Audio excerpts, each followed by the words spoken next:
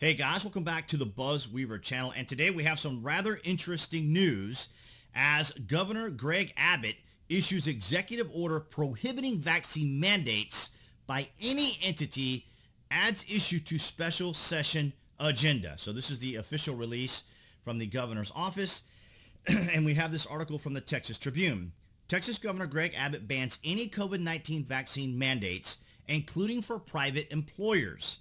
Abbott also called on the legislature to pass law expanding the ban on vaccine mandates. Texas Governor Greg Abbott on Monday issued another executive order cracking down on COVID-19 vaccine mandates, this time banning any entity in Texas, including private businesses, from requiring vaccinations for employees or customers.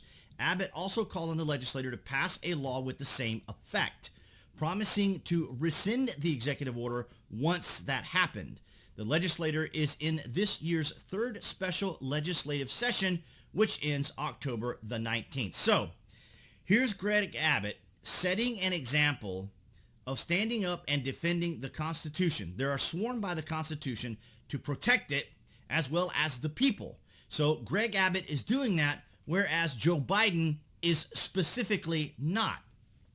I'm not entirely sure if my fellow Americans have just become so complacent, so disinterested in politics, or fatigued by it, that they aren't standing up for what is our rights and what we need to be sending a message to the government, or a message we need to be sending to the government, that we have a Constitution, we have the Bill of Rights. And you can see here, I got this from the Encyclopedia Britannica's website.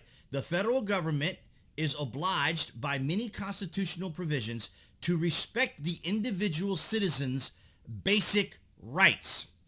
Now, that's exactly what our Constitution was designed for, was to protect our rights, to make sure that our rights were not infringed upon. That includes mandates, whether they're emergency or not. You may have noticed that you rarely hear about people being fined or even arrested for not complying to a mandate. That is because if you go to any court in this country, you're most likely going to have that charge dropped due to constitutional reasons. And I don't know why people are just allowing government to make the decisions for them. We have already seen many on the left. I have seen on Twitter, many on the left, the very people who keep accusing Trump supporters of being sheep and just following along with whatever Trump says, saying in their tweets, well, the government knows better, or the experts know better, so I'll defer to them. That easily. As much as they challenged President Trump, if President Trump coughed, they wanted the 25th Amendment invoked. But they're willing to say, oh, it's the government. Oh, it's Joe Biden's government now. So I guess we'll just listen to him. And of course, we'll follow the experts. Because when it was President Trump couldn't do a single thing without them saying he has no authority to do that. He has no precedence to do that. The states don't have to comply to what President Trump says. And suddenly it's Joe Biden and everybody needs to comply. So this is the absurdity of this all. This is the absolute absurdity of it all. From ABC News Channel 8, verify. No, the federal government can't mandate vaccines to the general public. Here's why. Does it even need to be explained? Why does it even need to be explained? In America's past, most public health rulings have come from either the state level or the local level. So as you can see here, it's usually going to be involved in what's going on within the state itself, because that's affecting the state. What's happening throughout the federal government is the federal government. So what's happening here, say for example in Dallas, Texas, may not be the same thing that's happening in California, because we have balances of power. So here you see Dallas. President Joe Biden recently tasked a federal health agency to create a system for vaccine mandates in the workplace. He can do that. 24 Republican attorneys also warned the White House afterward to prepare for legal action against the potential proposed vaccine requirement. Now, it's important to keep note here. The president can recommend and he can encourage, but he can't necessarily mandate, even under an emergency. This is all just kind of heavy-handed wording. You know, like the old school that we used to joke about, that's going down on your permanent record. Well, it's not really all that relevant once you get to college, graduate, and live your life, as far as, what happened in your, elementary school public record. in the public, there have been a lot of questions regarding how this type of order can be implemented. Well, the question or the answer was right up here, that it can't. So we look at some of the sources. Christopher Robertson, professor of law at Boston University School of Law, and then some other attorneys and so forth and so on. And the answer is the federal government can't mandate vaccines for the general public. However, vaccine mandates may be applied to specific groups under the federal government's jurisdiction, okay?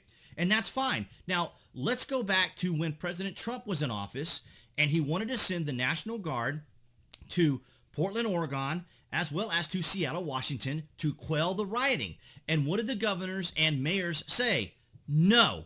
Why? Balances of power. He did, however, send authorities out to protect a federal building. I believe that one was in Portland, if I'm not mistaken. But we know he sent out authorities out to protect a federal building because that is under jurisdiction. And remember what happened? The left were screaming, oh, they're coming and they're taking away people in unmarked vehicles. In other words, they were authorized vehicles that they had to rent because they didn't have the vehicles that they needed down there because they were flown in from Washington. So they had to rent them. And they were just making such a big deal about it.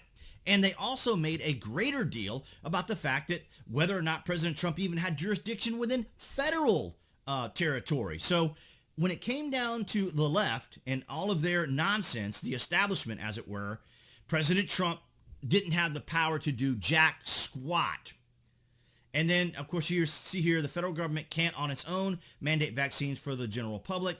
In America's past, most public health rulings have come from either the state level or the local level, which it typically is.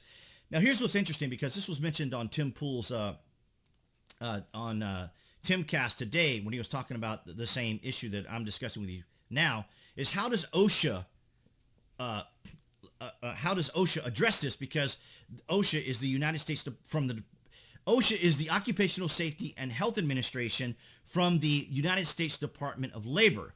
So I read through this whole thing, and if we go down to COVID-19, it explains what COVID-19 is, and you see a reoccurring term here, and I'm going to try to find it.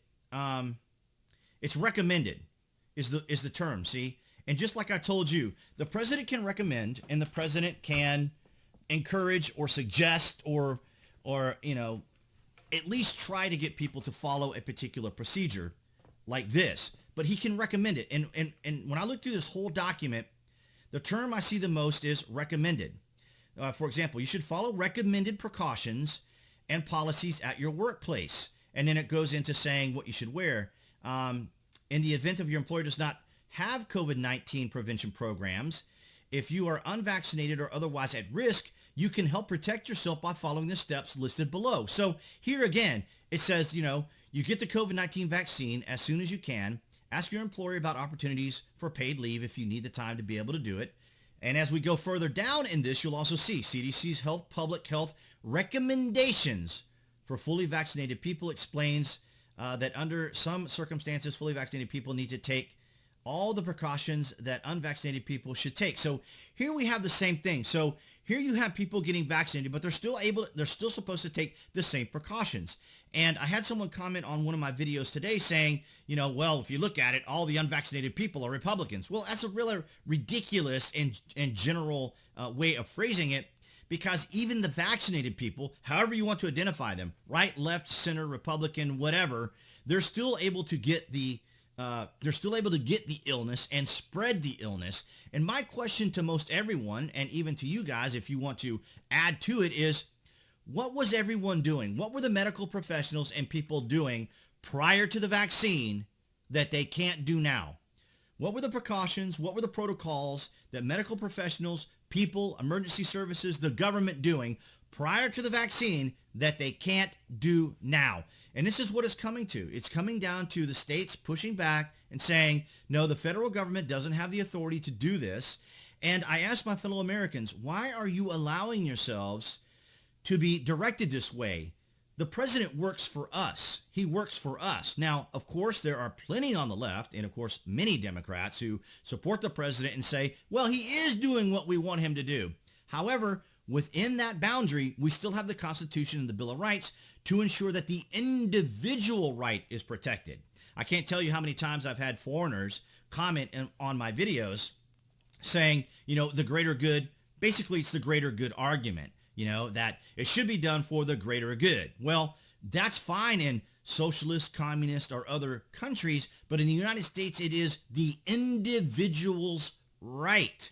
The individual's rights. And as we've talked about before, I found it very interesting how we constantly hear about my private business and my private business, because we know exactly what happened with Jack Phillips, the baker in Colorado, when he was using his my private business to make his cakes, and someone wanted him to write something involving speech. And we can see that here. So you got the Fourth Amendment, and I think here under the Britannica, they also had something regarding the First Amendment, protecting, of course, as we know, the freedom of religion, speech, and the press, and the rights of peacefully assemble and petition. So we know all about this because, for example, the Proud Boys, the Oath Keepers, and Patriot Prayer, they get their permits to assemble, and then they get attacked by Antifa. So we see a very biased legacy media, mainstream media, leaning in one particular direction to keep people who may not be aware of what their rights are or what they can do to protect themselves, just trying to intimidate, bully, and basically shame individuals who are not getting vaccinated. So I just wanted to bring this to your guys' attention. I thought this was very interesting.